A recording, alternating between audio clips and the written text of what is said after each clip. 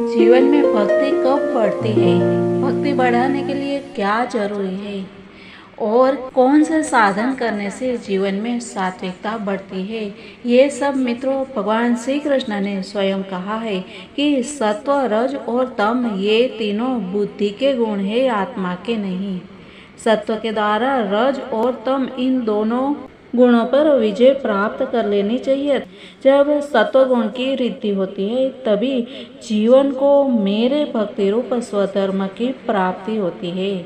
और सत्व गुण की वृद्धि कब होती है तो बताया, निरंतर सात्विक वस्तुओं का सेवन करने से ही सत्व गुण की वृद्धि होती है और तब मेरे भक्ति रूप स्वधर्म में प्रवृत्ति होने लगती है। जिस धर्म के पालन से सत्व गुण की वृद्धि होती है वही सबसे श्रेष्ठ है। वह धर्म रजोगुण और तमोगुण को नष्ट कर देता है। जब वे दोनों नष्ट हो जाते हैं तब उन्हीं के कारण होने वाला अधर्म भी शीघ्र ही मिट जाता है। किन वस्तुओं की वृद्धि सत्व, रज और तमोगुण की वृद्धि कराते हैं तो भगवान श्री कृष्ण ने कहा कि ये 10 वस्तुएं सात्विक हो तो सत्व गुण की वृद्धि होती है। ये है शास्त्र, जल, प्रजाजन, देश, समय, कर्म, जन्म, ध्यान, मंत्र और संस्कार।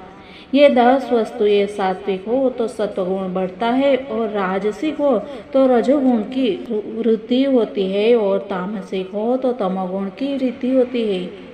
जब तक अपने आत्मा का साक्षात्कार तथा स्थूल सूक्ष्म शरीर और उनके कारण तीनों गुणों की निवृत्ति न हो तब तक मनुष्य को चाहिए कि सत्वगुण की वृद्धि के लिए सात्विक शास्त्र आदि का ही सेवन करना चाहिए, क्योंकि उससे धर्म की वृद्धि होती है और धर्म की वृद्धि से अंतःकरण शुद्ध होकर आत्म तत्व का ज्ञान होता है। तो इस प्रकार हमने जाना कि आत्म तत्वज्ञ पुरुष का लक्षण क्या है। तो इस प्रकार विधि करने से आत्मा का ज्ञान हो जाता है और हम अपने इस कड़ी में आगे बढ़ते हैं। तो नमस्कार मेरे सनातनी परिवार, हम हिंदुस्तानी आर के चैनल पर आप सभी का बहुत बहुत स्वागत है।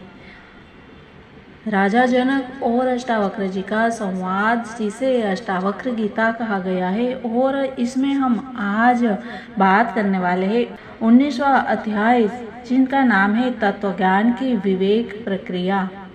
तत्वज्ञ पुरुष कैसा होता है तो जैसे सफल चिकित्सक सर्ची के द्वारा पेट में घुसे हुए बाणों को बड़ी चतुरता से निकाल लेता है, वैसे ही मैंने तत्वज्ञान के द्वारा अपने हृदय से अनेक प्रकार के संकल्प, विकल्प, विचार विमर्श को निकाल फेंका है।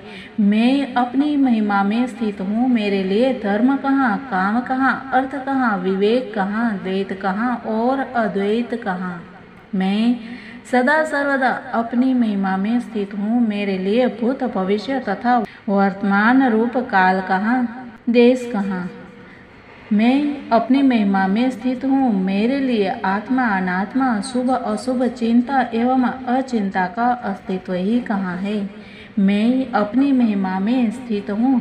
मेरे लिए कहाँ स्वप्न और कहाँ सुषुप्ति, कहाँ जागरण और कहाँ तुरीय, मेरे लिए भय ही कहाँ है।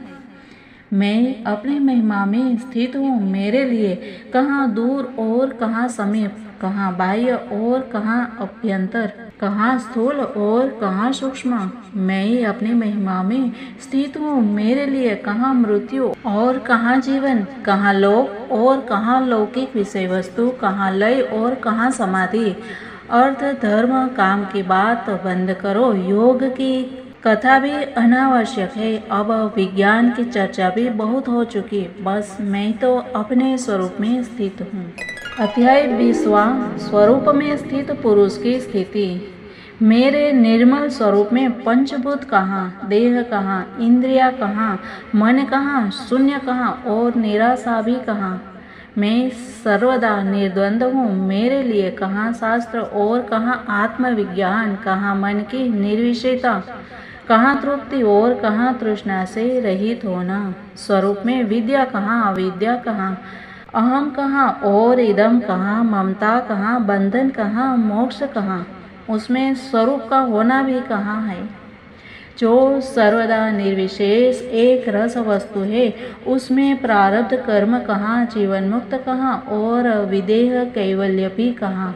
मैं सदा सर्वदा एक रस स्वभाव रहित हूँ। मुझ में कर्ता कहाँ, भोक्ता कहाँ, निष्क्रिय स्फुरण भी कहाँ, अपरोक्ष ज्ञान कहाँ और फल ज्ञान कहाँ। अद्वितीय स्वरूप में कहाँ लोक और कहाँ मुमुक्षु, कहाँ योगी और कहाँ ज्ञानवान, कहाँ बद्ध और कहाँ मुक्त। अद्वितीय स्वरूप में कहाँ सृष्टि और कहाँ संहार, कहाँ साध्य और कहाँ साधन, कहाँ साधक और कहाँ सिद्धि। मैं सर्वदा शुद्ध स्वरूप हूँ।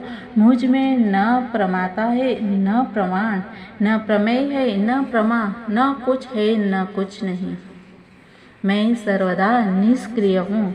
मुझ में न विक्षेप है, न एकाग्रता, न बोध है, न मूढ़ता, न हर्ष है, न विषाद।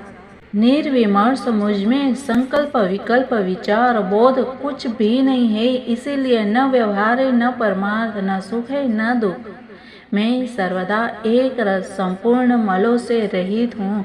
मुझ में माया कहाँ, संसार कहाँ, राग कहाँ, वैराग्य कहाँ, जीव कहाँ, ब्रह्म कहाँ। मैं कुटस्थ और निरवयव हूँ, सदा सर्वदा अपने स्वरूप में ही स्थित हूँ। तब मेरे लिए प्रवृत्ति निवृत्ति क्या है और मुक्ति तथा बंधन क्या है। मैं उपाधि रहित शिव हूँ। मेरे लिए उपदेश क्या, शास्त्र क्या, शिष्य और गुरु क्या। मेरे लिए पुरुषार्थ का अस्तित्व भी नहीं है कहाँ और नहीं कहाँ। न एक है, न दो है, बहुत कहने से क्या लाभ। मेरे स्वरूप में कुछ नहीं है। इसके साथ ही 20वां अध्याय समाप्त होता है और 21वां अध्याय है। उसमें 21 प्रकरण में ग्रंथ के श्लोक की संख्या और विषय दिखाए गए हैं कि कौन से विषय के कितने श्लोक है। इस प्रकार यहाँ पे समाप्त होता है और आत्मा का स्वरूप बताया है।